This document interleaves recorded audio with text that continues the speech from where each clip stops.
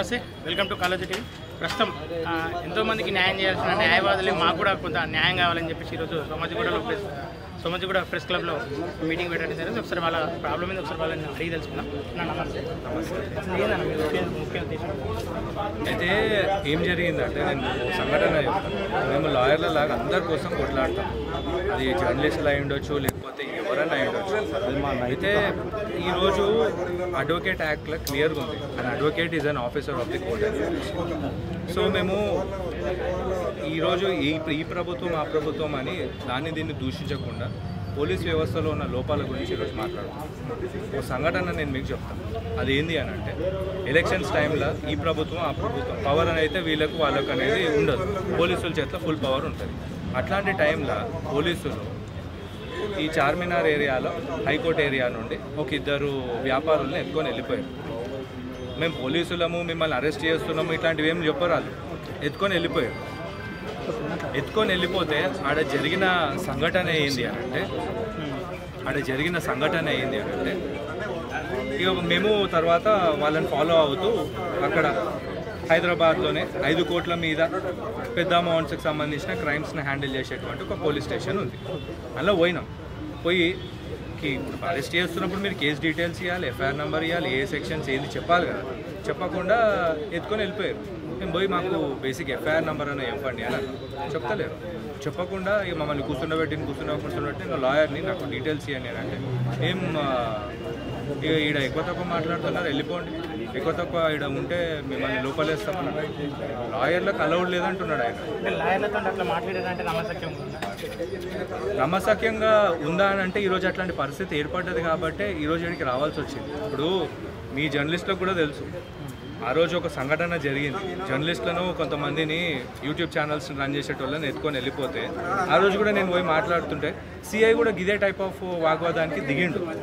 So ఆ రోజు తర్వాత జరిగిన సంఘటన ఏంటంటే లోపలేస్తా అని అన్నారు. ఫస్ట్ నేను అన్నా లోపలేయండి, జడ్జి ముందు కూడా పోయి అదే చెప్తాను. ఏంటంటే ఇట్లా లోపలేస్తాను లోపలేస్తానని చెప్తాను. తర్వాత మీరు లోపలికి అవుతారో తర్వాత నేను లోపలికి అవుతారో చూసుకుందామని చెప్పేసి అన్న. ఇక దానికి ఆయన నీళ్ళు మింగుకుంటే ఏం చేసాడు, ఇట్లా కాదు నీ లైసెన్స్ క్యాన్సిల్ చేపిస్తాను అన్నాడు. అదే మేము వచ్చింది అడుగుతున్నాం కేసు డీటెయిల్స్, దానికి మా లైసెన్స్ వీటిలో మీకు ఏం సంబంధం అండి, మరి బార్ కౌన్సిల్ లైసెన్స్తోనని చెప్పేసి నేను అడిగిన. తర్వాత ఇక అడిగి లేక మెల్లగా కూర్చుండబెట్టి నెక్స్ట్ సాఫ్ట్ థమ్కి స్టార్ట్ చేసాడు. ఏంది అప్పట్లో లాయర్ లేడు, ఓడని వస్తే కాల్చి పడేస్తుండే. అంటే మీరు లాయర్లతోనే ఇట్లా మాట్లాడితే నార్మల్ జనాల పరిస్థితి ఏంటి? అందుకే ఈరోజు మేము ఏంది అని అంటే, ఒక పార్టీ అని కాదు, మీకు గుర్తుందో లేదో ఇట్లాంటి సంఘటనలు రిపీటెడ్గా జరుగుతున్నాయి. ఒక కేసులో సివిల్ డిస్ప్యూట్స్లో వీళ్ళు ఇన్వాల్వ్ కాదు. ఖచ్చితంగా ఇచ్చినా కానీ పెద్దగా యాక్షన్ లాంటిది ఏం లేదు. ఒక పోలీస్ స్టేషన్లో లోవర్ గ్రేడ్ అధికారి ఏదో వలగొడతా అని చెప్పేసి వార్నింగ్ ఇచ్చాడు. సివిల్ డిస్ప్యూట్లో ఇది ఇట్లా కాదు సార్, మీరు ఎందుకు ఇన్వాల్వ్ అవుతున్నారు అంటే ఏం ఎక్కువ తక్కువ మాట్లాడుతాం లోపలేస్తాను స్టార్ట్. మళ్ళీ సామాన్య జనాల పరిస్థితిగా మీరే ఊహించండి. అడ్వకేట్లనే అరైతురై కొట్టుకుంటా లోపలేస్తా, కాల్చి పడేస్తా, మీ లైసెన్సులు క్యాన్సిల్ చేపిస్తా అనే పరిస్థితి వచ్చిందంటే సామాన్యుల పరిస్థితి మీరు ఊహించవచ్చు.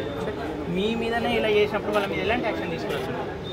ఇప్పుడు మేమైతే కంప్లైంట్ ఇచ్చినాం. ఈరోజు మేము ఎక్స్పెక్ట్ చేసేది కూడా ఏంటి అని అంటే, ఐఏఎస్ ఐపీఎస్ ఆఫీసర్స్ ఎవరైతే ఉంటారో జస్ట్ చదువుకున్న వాళ్ళకు సిస్టమ్ యొక్క అండర్స్టాండింగ్ గురించి ఒక ఐడియా అనేది పూర్తిగా ఉంటుంది. అట్లాంటి వాళ్ళు కింద ఉన్నటువంటి లోవర్ ఆఫీసర్స్కి క్లియర్గా చెప్పాలి, అరే బాబు వాళ్ళు వచ్చినప్పుడు మర్యాదగా మాట్లాడాలి. ఎందుకంటే అడ్వకేట్స్ ఏమనంటే పోలీసులు 24 గంటలు పనిచేస్తున్నాం అంటారు డ్యూటీలు, కానీ మరి మా బతుకుల గురించి ఆలోచించారా? చాలామందికి తెలియదు. లోవర్ కోర్టులలో అక్కడ ఇక్కడ ఆ కోర్టు వెనకాల ఉండే చొక్కాలు చినిగిపోయి ఉంటాయి చాలామందికి. అండ్ దాంతోపాటు ఆ కోర్టు జోబులకు చాలా చిల్లులు ఉంటాయి. మీదికి మంచిగా నల్ల కోట్ వేసుకొని తిరుగుతారు, కానీ లోపల ఎన్ని కష్టాలు ఉన్నాయో లాయర్లకు ఎవ్వరికి తెలియదు. మీరు అనుకుంటున్నచ్చు Monday Tuesday Wednesday Thursday Friday Saturday ఇట్లా రన్నింగ్లో ఉంటూనే ఉంటాయి కేసులు. ఒక్క చిన్న ఇన్సిడెంట్ మిస్ అయినా, ఒక ఫోన్ కాల్ ఆన్సర్ చేయకపోయినా కొన్ని జీవితాలు మారిపోతాయి. వాళ్ళు చేసిన దానిపైన మీరు న్యాయ వ్యవస్థ నుండి పోరాటం చేస్తారు. ఇప్పుడు న్యాయ వ్యవస్థకి మేము పోరాటం చేయాలంటే కొన్ని సాక్ష్యాలు ఆధారాలు కావాలి. ఇది ఒక ప్రజా ఉద్యమం లాగానే మొదలు కావాలన్న ఉద్దేశంతో ఈరోజు మేము ఇది మొదటి అడుగులాగా ముందుకేస్తాం. అంటే ఇది దీనిపైన ప్రభుత్వానికి మనం ఖచ్చితంగా ఈరోజు రేవంత్ రెడ్డి గారికి మేము ఒక సవాల్ విసురుతున్నాం.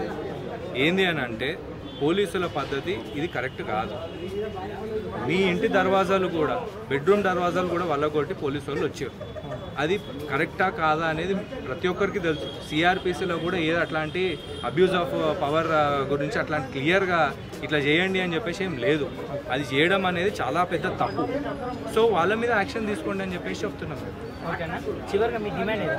మా డిమాండ్ ఒకటే, మాకు ప్రతి ఒక్క పోలీస్ స్టేషన్కి కానీ ఎక్కడికైనా కానీ ఎవరైనా అడ్వకేట్ కనుక వెళ్తే వాళ్ళని పోలీసులు గౌరవించాలి, లేకపోతే కాపాడతాం. Okay, thank you.